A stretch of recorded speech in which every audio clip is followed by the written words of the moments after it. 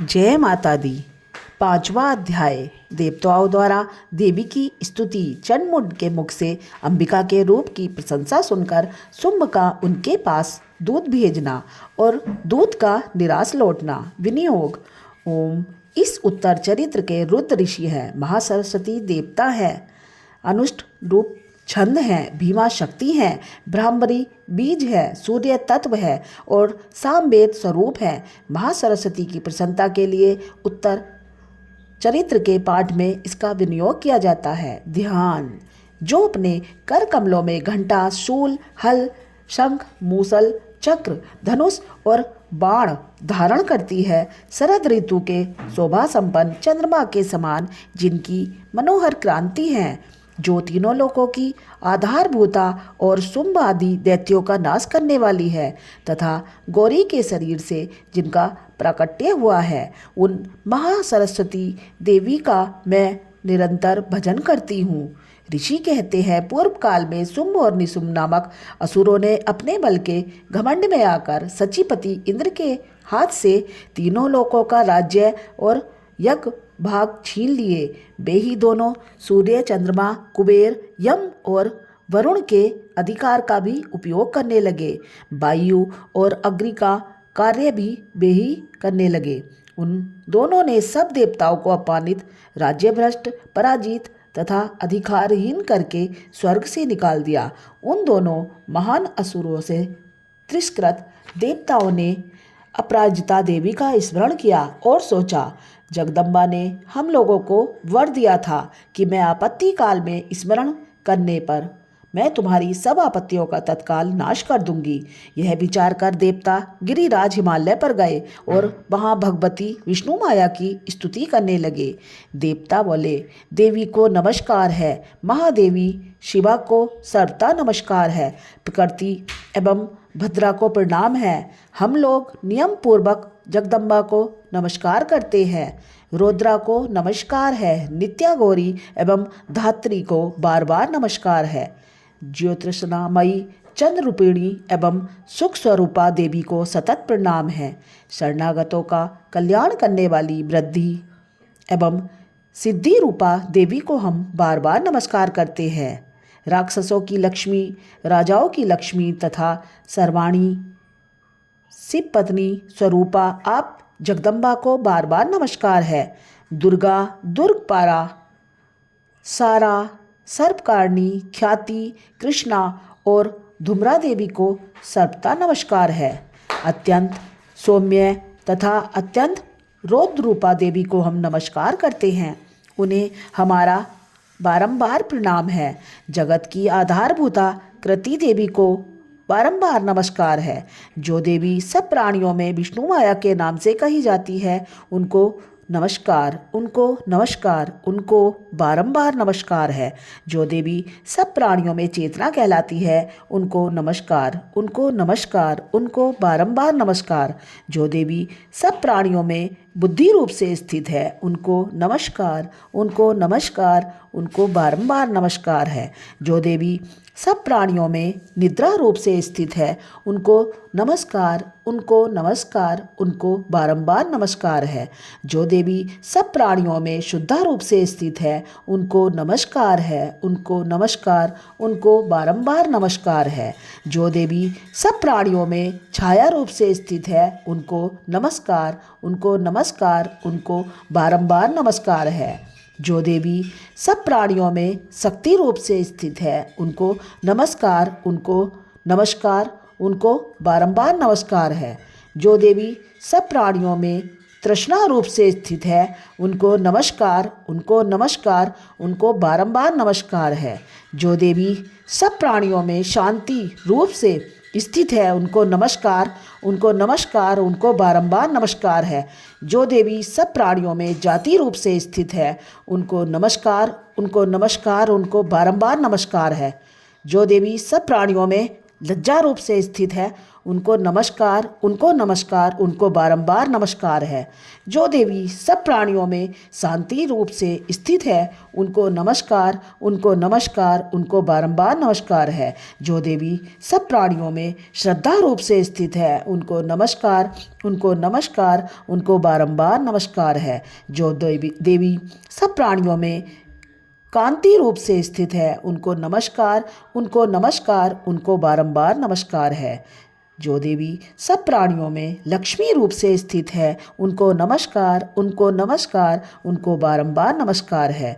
जो देवी सब प्राणियों में व्रती रूप से स्थित है, उनको नमस्कार, उनको नमस्कार, उनको बारंबार नमस्कार है। जो देवी सब प्राणियों में स्मृति रूप से स्थित है, उनको नमस्कार, उनको नमस्कार, उनको बारंबार नमस्कार है। जो देवी सब प्राणियों में दया रूप से स्थित है, उनको नमस्कार, उनको नमस्कार, उनको बारंबार नमस्कार है। जो देवी सब प्राणियों में तुष्टि रूप से स्थित है, उनको नमस्कार, उनको नमस्कार, उनको बारंबार नमस्कार है। जो देवी सब प्राणियों में माता रूप से स्थित है, उनको नमस्कार, उनको नमस्कार, उनको बारंबार नमस्कार है।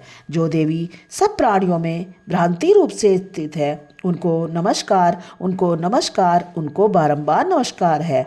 जो जीवों के इंद्रिय वर्ग की अधिष्ठात्री देवी एवं सब प्राणियों में सदा व्याप्त रहने वाली हैं, उन व्याप्ति देवी को बारंबार नमस्कार है। जो देवी चैतन्य रूप से इस संपूर्ण जगत को व्याप्त करके स्थित है, उनको नमस्कार, उनको नमस्कार, उनको बारंबार नमस्कार है।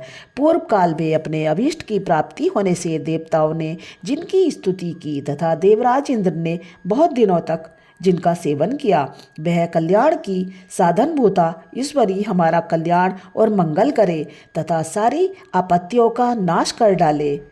उदंड दैत्यों से सताए हुए हम सभी देवता जिन परमेश्वरी को इस समय नमस्कार करते हैं तथा जो भक्ति से विनम्र पुरुषों द्वारा स्मरण की जाने पर तत्काल ही संपूर्ण विपत्तियों का नाश कर देती हैं, वे जगदम्बा हमारा संकट दूर करे। ऋषि कहते हैं, राजन, इस प्रकार जब देवता स्तुति कर रहे थे, उस समय पार्वती देवी गंगा जी के जल में स्नान करने के लिए वहाँ आईं। उन सुंदर भोग वाली भगवती ने देवताओं से पूछा, आप लोग यहाँ किसकी स्तुति करते हैं? तब उन्हीं के शरीर से प्रकट हुई शिवा देवी बोली, शुंभ दैत्य से तिरस्कृत और युद्ध में निशुंभ से पराजित हो यहाँ एकत्रित हुए ये समस्त देवता यह मेरी ही स्तुति कर रहे हैं। पार्वती जी के शरीर कोश से अंबिका का प्रादुर्भाव हुआ, इसलिए वे समस्त लोकों में कौशिकी कही जाती है।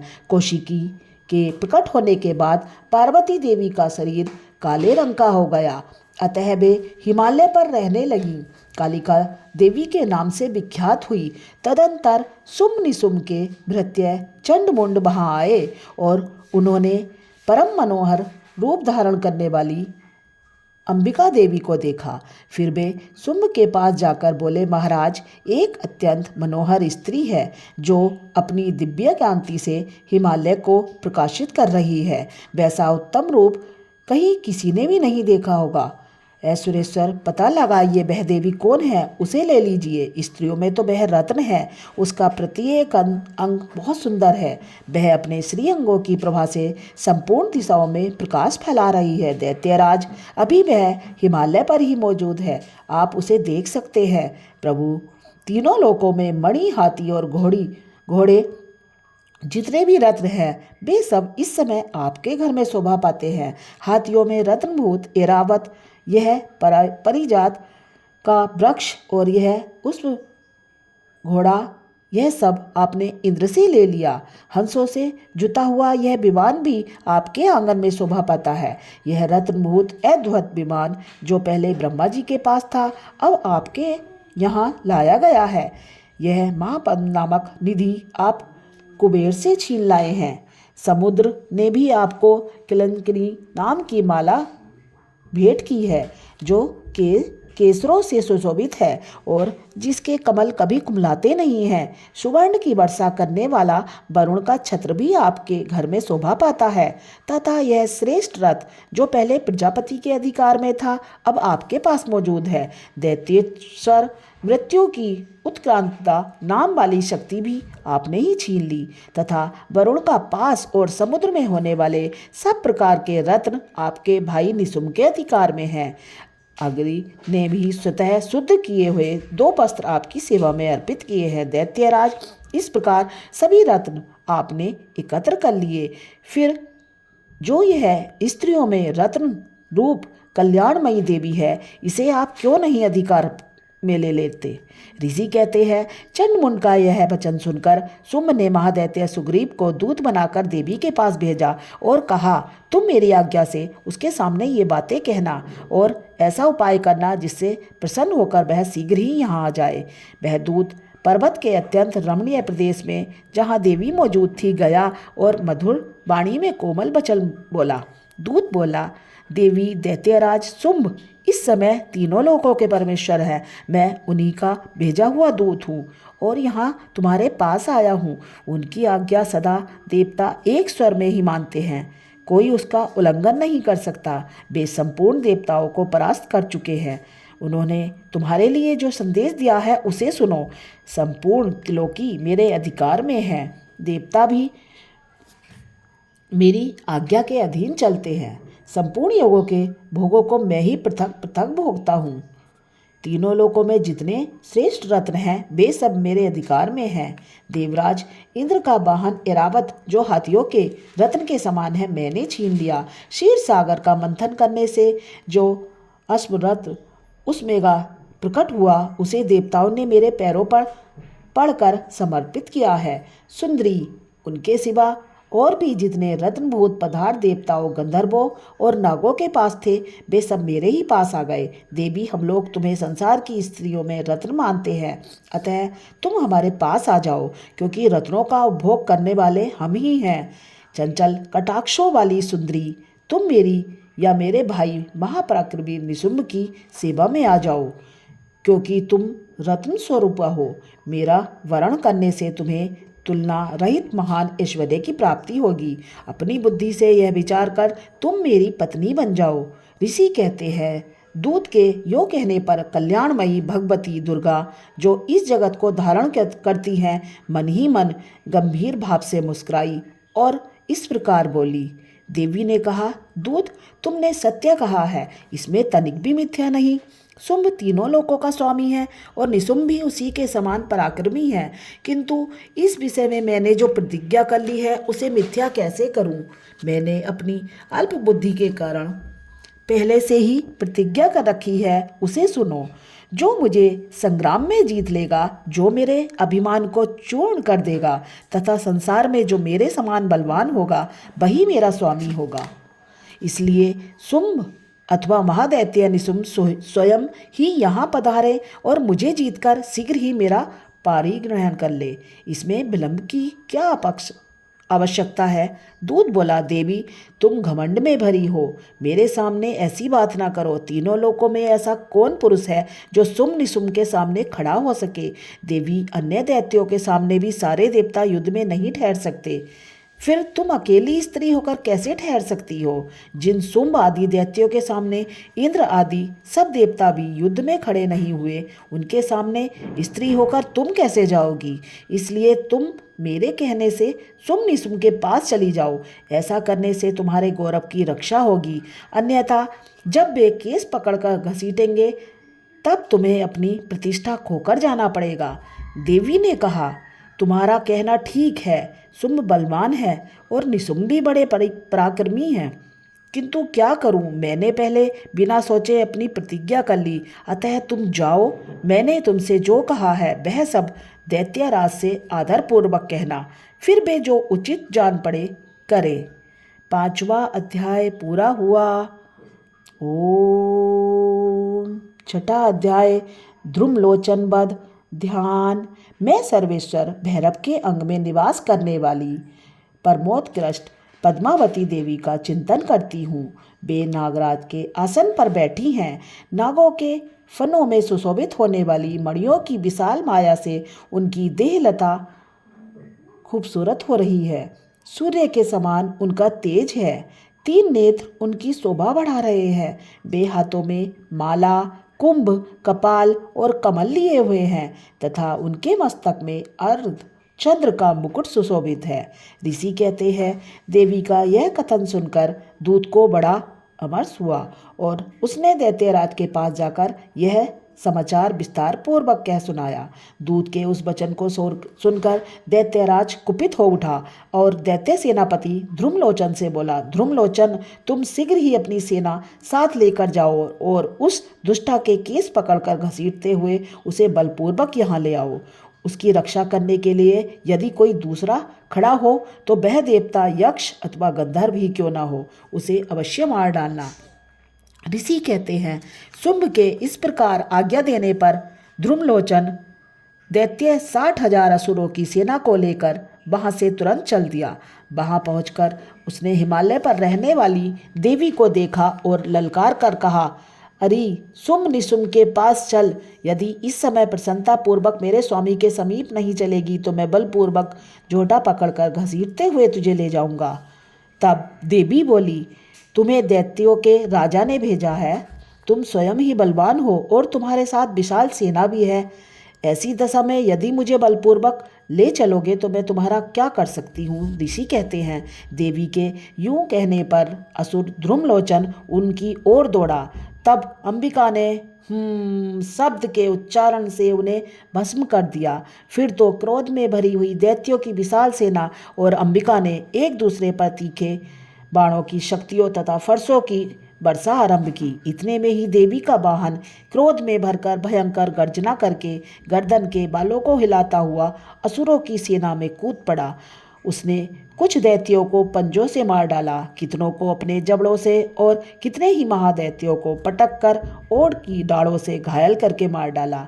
उस सिंह ने अपने नखों से कितनों के पेट फाड़ डाले और कितनों को थप्पड़ मारकर कितनों के सिर धड़ से अलग कर दिए, कितनों की भुजाएं और मस्तक काट डाले तथा अपनी गर्दन के बाल हिलाते हुए उसने दूसरे दैत्यों के पेट फाड़कर उनका रक्त चूस लिया। अत्यंत क्रोध में भरे हुए देवी के वाहन उस महाबली सिंह ने क्षण भर में असुरों की सारी सेना का संहार कर डाला। शुंभ ने जब यह सुना कि देवी ने ध्रुमलोचन असुर को मार डाला तब उसने सिंह ने सारी सेना का सफाया कर डाला। तब उस दैत्यराज को बड़ा क्रोध हुआ, उसका होठ कांपने लगा। उसने चंड और मुंड नामक 2 महादैत्यों को आज्ञा दी, हे चंड और मुंड, तुम लोग बहुत बड़ी सेना लेकर वहां जाओ। उस देवी के झोटे पकड़कर अथवा उसे बांधकर शीघ्र यहाँ ले आओ। यदि इस प्रकार उसको लाने में संदेह हो तो युद्ध में सब प्रकार के अस्त्रों शस्त्रों तथा समस्त आसुरी सेना का प्रयोग करके उसकी हत्या कर डालना। उस दुष्टा की हत्या होने तथा सिंह के मारे जाने पर उस अंबिका को बांधकर साथ ही शीघ्र लौट आना। 6वां अध्याय पूरा हुआ। ओम 7वां अध्याय चंड और मुंड का वध। ध्यान। मैं मातंगी देवी का ध्यान करती हूँ। वे रत्नमय सिंहासन पर बैठे हुए पढ़ते हुए तोते का मधुर शब्द सुन रही हैं। उनके शरीर का वर्ण श्याम है। वे अपना एक पैर कमल पर रखे हुए हैं, मस्तक पर अर्धचंद्र धारण करती हैं तथा कहार पुष्पों की माला धारण किए बीड़ा बजाती है। उनके अंगों में कसी हुई चोली शोभा पा रही है। वे लाल रंग की साड़ी पहने हुए हैं, हाथ में शंख पात्र लिए हुए हैं। उनके बदन पर मधु का हल्का हल्का प्रभाव जान पड़ता है और ललाट में बिंदी शोभा दे रही है। ऋषि कहते हैं, तदंतर शुंभ की आज्ञा पाकर वे चंडमुंड आदि दैत्य चतुर्णी सेना के साथ अस्त्र शस्त्रों से सुसज्जित हो चल दिए। फिर गिरिराज हिमालय के सुवर्ण में ऊंचे शिखर पर पहुंचकर उन्होंने सिंह पर बैठी देवी को देखा। वे मंद मंद मुस्कुरा रही थी। उन्हें देखकर दैत्य लोग तत्परता से पकड़ने का उद्योग करने लगे। किसी ने धनुष तान लिया, किसी ने तलवार संभाली और कुछ लोग देवी के पास आकर खड़े हो गए। तब अंबिका ने उन शत्रुओं के प्रति बड़ा क्रोध किया। उस समय क्रोध के कारण उनका मुख काला पड़ गया, ललाट में बोहें टेढ़ी हो गई और वहां से तुरंत विकराल मुखी काली प्रकट हुई, जो तलवार और पास के लिए हुई थी। वे विचित्र खड़ग बार धारण किए और चीते के चर्म की साड़ी पहने नर मुंडों की माला से विभूषित थीं। उनके शरीर का मांस सूख गया था, केवल हड्डियों का ढांचा था जिससे वे अत्यंत भयंकर जान पड़ती थी। उनका मुख बहुत विशाल था, जीभ लपलपाने के कारण वे और भी डरावनी प्रतीत होती थी। उनके आंखें भीतर को धसी हुई और कुछ लाल थी। वे अपनी भयंकर गर्जना से संपूर्ण दिशाओं को गुंजा रही थी। बड़े बड़े दैत्यों का वध करती हुई वे कालिका देवी बड़े वेग से दैत्यों की उस सेना पर टूट पड़ी और उन सबको भक्षण करने लगी। वे पार्श्व को अग्रसकारी महावतों, योद्धाओं और घंटा सहित कितने ही हाथियों को एक ही हाथ से पकड़कर मुंह में डाल लेती थी। इसी प्रकार घोड़े, रथ और सारथी के साथ रथी सैनिकों को मुंह में डालकर वे उन्हें बड़े भयानक रूप से चबा डालती थीं। किसी के बाल पकड़ लेती, किसी का गला दबा देती, किसी को पैरों से कुचल डालती और किसी के छाती के धक्के से गिराकर मार डालती। वे असुरों के छोड़े हुए बड़े बड़े अस्त्र शस्त्र मुंह से पकड़ लेती और रोष में भरकर उनको दांतों से पीस डालती। काली ने बलवान एवं दुरात्मा दैत्य की वह सारी सेना रौद्र डाली, खा डाली और कितनों को मार भगाया। कोई तलवार के घाट उतारे गए, कोई खड़वाग से पीटे गए और कितने ही असुर दांतों के अग्रभाग से कुचले जाकर मृत्यु को प्राप्त हुए। इस प्रकार देवी ने असुरों की उस सारी सेना को क्षण भर में मार गिराया। यह देख चंड उन अत्यंत भयानक काली देवी की ओर दौड़ा। उस महादैत्य मुंड ने अत्यंत भयंकर बाणों की वर्षा से तथा हजारों बार चलाए हुए चक्रों से उन भयानक नेत्रों वाली देवी को आच्छादित कर दिया। बेअनों को चक्र देवी के मुख में समाते हुए ऐसे जान पड़े मानो सूर्य के बहुतेरे मंडल बादलों के उदर में प्रवेश कर रहे हों।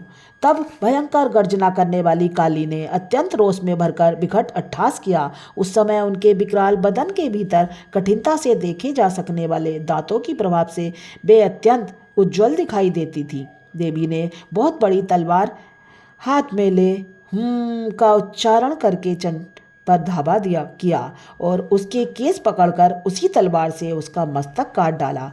चंड को मारा देखकर मुंड भी देवी की ओर दौड़ा। तब देवी ने रोष में भरकर उसे भी तलवार से घायल कर धरती पर सुला दिया। महापराक्रमी चंड और मुंड को मारा गया देख मरने से बची हुई बाकी सेना भय से व्याकुल हो चारों ओर भाग गई। तदंतर काली ने चंड और मुंड का मस्तक हाथ में ले चंडिका के पास जाकर प्रचंड अट्टहास करते हुए कहा, देवी, मैंने चंड और मुंड नामक इन दो महापशुओं को तुम्हें भेंट किया है। अब युद्ध यज्ञ में तुम सुम और निसुम का स्वयं ही वध करना। ऋषि कहते हैं, वहां लाए हुए उन चंड मुंड नामक महादैत्यों को देखकर कल्याणमयी चंडी ने काली से मधुर वाणी में कहा, देवी, तुम चंड और मुंड को लेकर मेरे पास आई हो, इसलिए संसार में तुम चामुंडा के नाम से तुम्हारी ख्याति होगी। ओम 7वां अध्याय पूरा हुआ। ओम 8वां अध्याय रक्त बीज वध।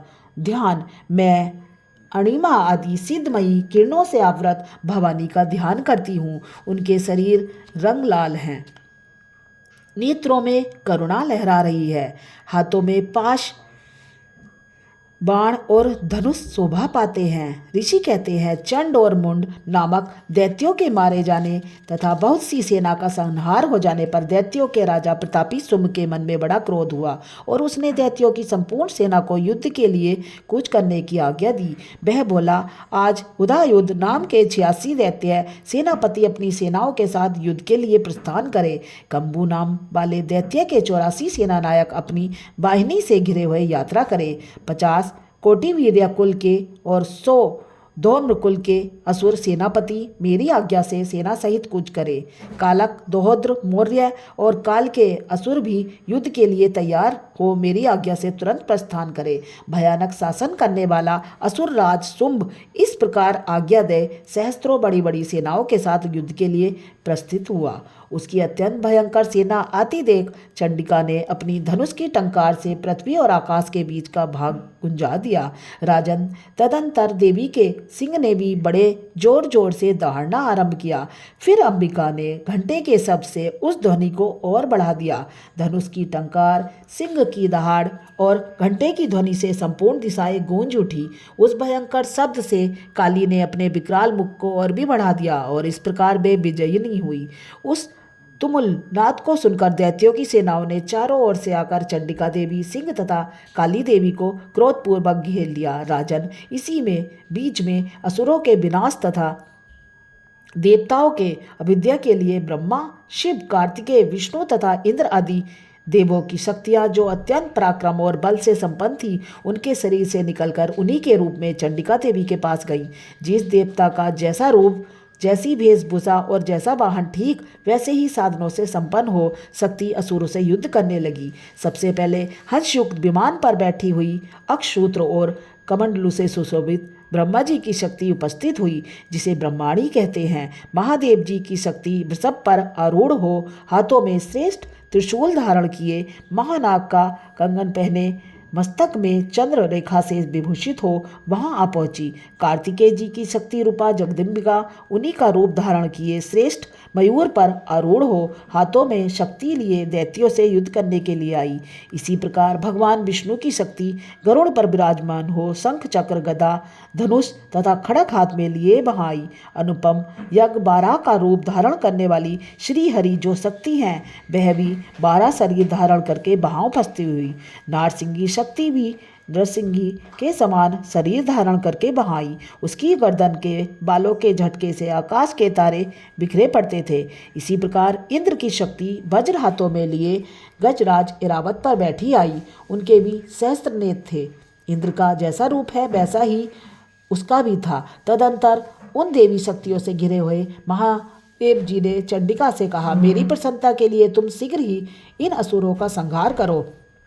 तब देवी के शरीर से अत्यंत भयानक और पराक्रम और परम उग्र चंडिका शक्ति प्रकट हुई, जो सैकड़ों गीदड़ियों की भांति आवाज करने वाली थी। उस अपराजिता देवी ने धूमिल जटा वाले महादेव जी से कहा, भगवान, आप सुम निसुम के पास जाकर दूत बनकर जाइए और उन अत्यंत गर्वीले दानव शुंभ तथा निशुंभ दोनों से कहिए, साथ ही उनके अतिरिक्त भी जो दानव युद्ध के लिए वहां उपस्थित हो उन्हें भी यह संदेश दीजिए, दैत्यों, यदि तुम जीवित रहना चाहते हो तो पाताल को लौट जाओ। इंद्र को त्रिलोकी का राज्य मिल जाए और देवता यज्ञ भाग का उपयोग करे। यदि बल के घमंड में आकर तुम युद्ध की अभिलाषा रखते हो तो आओ। मेरी शिवाय योगनिया तुम्हारे कच्चे मांस से तृप्त हो। चूंकि उस देवी ने भगवान शिव को दूत के कार्य में नियुक्त किया था, इसलिए वह शिवदूती के नाम से संसार में विख्यात हुई। वे महादैत्य भी भगवान शिव के मुंह से देवी के वचन सुनकर क्रोध में भर गए और जहाँ कात्यायनी विराजमान थी उस ओर बढ़े। तदंतर वे दैत्य अमरस में भरकर पहले ही देवी के ऊपर बाण, शक्ति और सृष्टि आदि अस्त्रों की वृष्टि करने लगे। तब देवी ने भी खेल खेल में धनुष की टंकार की और उससे छोड़े हुए बड़े बड़े बाणों द्वारा दैत्यों के चलाए हुए बाण, शूल, शक्ति और फरसों को काट डाला। फिर काली उनके आगे होकर शत्रुओं को शूल के प्रहार से विदीर्ण करने लगी और खड़वाक से उनका कचुम्बन निकालती हुई रणभूमि में विचरने लगी। ब्रह्माणी भी जिस जिस ओर दौड़ती उसी ओर अपने कमंडलों का जल छिड़क कर शत्रुओं के ओज और पराक्रम को नष्ट कर देती। महेश्वरी ने त्रिशूल से तथा वैष्णवी ने चक्र से और अत्यंत क्रोध में भरी हुई कुमार कार्तिकेय की शक्ति से दैत्यों का संहार आरंभ किया। इंद्र शक्ति के ब्रज प्रहार से विदीर्ण हो सैकड़ों दैत्य दानव रक्त की धारा बहते हुए पृथ्वी पर सो गए। बाराही शक्ति ने कितनों को अपनी थुतुन की मार से नष्ट किया, दाढ़ों के अग्रभाग से कितनों की छाती छेद डाली तथा कितने ही दैत्य उसके चक्र की चोट से विदीर्ण होकर गिर पड़े। नारसिम्ही भी दूसरे महादैत्यों को अपने नखों से विदोड़ करके खाती और सिंहनाद से दिशाओं एवं आकाश को गुजाती हुई युद्ध क्षेत्र में विचरने लगी। कितने ही असुर शिवदूती के प्रचंड अट्टहास से अत्यंत भयभीत हो पृथ्वी पर गिर पड़े और गिरने पर उन्हें शिवदूती ने उस समय अपना ग्रास बना लिया। इस प्रकार क्रोध से भरे हुए मात्र गणों को नाना प्रकार के उपायों से बड़े बड़े असुरों का मर्दन करते देख दैत्य सैनिक भाग खड़े हुए। मातृगणों से पीड़ित दैत्यों को युद्ध से भागते देख रक्तबीज नामक महादैत्य क्रोध में युद्ध करने के लिए आया। उसके शरीर से रक्त की बूंद की पृथ्वी पर गिरती, तब उसी के समान शक्तिशाली एक दूसरा महादैत्य पैदा हो जाता। महासुर रक्तबीज हाथ में गदा लेकर इंद्र शक्ति के साथ युद्ध करने लगा। तब इंद्री ने अपने वज्र से रक्तबीज को मार डाला। वज्र से घायल होने पर उसके शरीर से बहुत सा रक्त चूने लगा और उससे उसी के समान रूप और पराक्रम वाले योद्धा उत्पन्न होने लगे। उसके शरीर से रक्त की जितने बूंदें गिरी उतने ही पुरुष उत्पन्न हुए। वे सब रक्त बीज के समान ही वीर्यवान, बलवान और पराक्रमी थे। वे रक्त से उत्पन्न होने वाले पुरुष भी अत्यंत भयंकर अस्त्र शस्त्रों का प्रहार करते हुए वहाँ मातृगणों के साथ घोर युद्ध करने लगे। पुनः वज्र के प्रहार से उसका मस्तक घायल हुआ। तब रक्त बहने लगा और उससे हजारों पुरुष उत्पन्न हो गए। वैष्णवी ने युद्ध में रक्त बीज पर चक्र का प्रहार किया तथा इंद्री ने उस दैत्य सेनापति को गदा से चोट पहुंचाई। वैष्णवी के चक्र से घायल होने पर उसके शरीर से जो रक्त बहा और उससे जो उसी के बराबर आकार वाले सहस्त्रों महादैत्य प्रकट हुए, उनके द्वारा संपूर्ण जगत व्याप्त हो गया। कुमारी ने शक्ति से, वाराही ने खड़ग से और माहेश्वरी ने त्रिशूल से महादैत्य रक्तबीज को घायल किया। क्रोध में भरे हुए उस महादैत्य रक्तबीज ने भी गदा से सभी मात्र शक्तियों पर पृथक पृथक प्रहार किया। शक्ति और शूल आदि से अनेक बार घायल होने पर उसके शरीर से रक्त की धारा पृथ्वी पर गिरी। उससे भी निश्चय ही सैकड़ों असुर उत्पन्न हुए। इस प्रकार उस महादैत्य के रक्त से प्रकट हुए असुरों द्वारा संपूर्ण जगत व्याप्त हो गया। उससे उन देवताओं को बड़ा भय हुआ। देवताओं को उदास देख चंडिका ने काली से शीघ्रतापूर्वक कहा, चामुंडे, अब तुम अपना मुख और भी फैलाओ तथा मेरे शस्त्रपात से गिरने वाले रक्त बिंदुओं और उनसे उत्पन्न होने वाले महादैत्यों को तुम अपने इस उतावले मुंह से खा जाओ। इस प्रकार रक्त से उत्पन्न होने वाले महादैत्यों का भक्षण करती हुई तुम रण में विचरती रहो। ऐसा करने से उस दैत्य का सारा रक्त क्षीण हो जाने पर वह स्वयं ही नष्ट हो जाएगा। उन भयंकर दैत्यों को जब तुम खा जाओगी तब दूसरे नए दैत्य उत्पन्न नहीं हो सकेंगे। काली से यो कहकर चंडिका देवी ने शूल से रक्तबीज को मारा और काली ने अपने मुख में उसका रक्त ले लिया। तब उसने वहाँ चंडिका पर गदा से प्रहार किया, किंतु उस गदापात ने देवी को तनिक भी वेदना नहीं पहुंचाई। रक्तबीज के घायल शरीर से बहुत सा रक्त गिरा, किंतु ज्यों ही वह गिरा त्यों ही चामुंडा ने उसे अपने मुख में ले लिया। रक्त गिरने से काली के मुख में जो महादैत्य उत्पन्न हुए उन्हें भी वह चट कर गई और उसने रक्तबीज का रक्त भी पी लिया। तदंतर देवी ने रक्तबीज को, जिसका रक्त चामुंडा ने पी लिया था, वज्र, बाण, खड़ग तथा सृष्टि आदि से मार डाला। राजा ने इस प्रकार शस्त्रों के समुदाय से आहत एवं रक्तविहीन हुआ महादैत्य रक्तबीज पृथ्वी पर गिर पड़ा। नरेश्वर, इससे देवताओं को अनुपम हर्ष की प्राप्ति हुई और मातृगण उन असुरों के रक्तपान के मत से उद्ध्वस्त सा होकर नृत्य करने लगा। ओम। अध्याय पूरा हुआ। क्षमा याचना। परमेश्वरी, मेरे द्वारा दिन रात सहस्त्रों अपराध होते हैं। यह मेरा दास है, यो समझकर मेरे उन अपराधों को तुम कृपा पूर्वक क्षमा करो। परमेश्वरी, मैं आवाहन करना नहीं जानती, विसर्जन करना नहीं जानती तथा पूजा करने का ढंग भी नहीं जानती। क्षमा करो देवी सुरेश्वरी, मैंने जो मंत्रहीन, क्रियाहीन और भक्तिहीन पूजन किया है वह सब आपकी कृपा से पूर्ण हो। सैकड़ों अपराध करके भी जो तुम्हारी शरण में जा जगदम कह पुकारता है उसे वह गति प्राप्त होती है जो ब्रह्मादि देवताओं के लिए भी सुलभ नहीं। जगदम्बे, मैं अपराधी हूँ, किंतु तुम्हारी शरण में आई हूँ। इस समय दया का पात्र हूँ। तुम जैसा चाहो करो। परमेश्वरी, अज्ञान से, भूल से अथवा बुद्धि भ्रांत होने के कारण मैंने जो न्यूनता या अधिकता कर दी हो वह सब क्षमा करो और प्रसन्न हो जाओ। सच्चिदानंद रूपा परमेश्वरी, जगन माता कामेश्वरी, तुम प्रेम पूर्वक मेरी यह पूजा स्वीकार करो और मुझ पर प्रसन्न रहो। देवी सुरेश्य, तुम गोपनीय से गोपनीय वस्तु की रक्षा करने वाली हो। मेरे निवेदन किए हुए इस जप को ग्रहण करो। तुम्हारी कृपा से मुझे सिद्धि प्राप्त हो।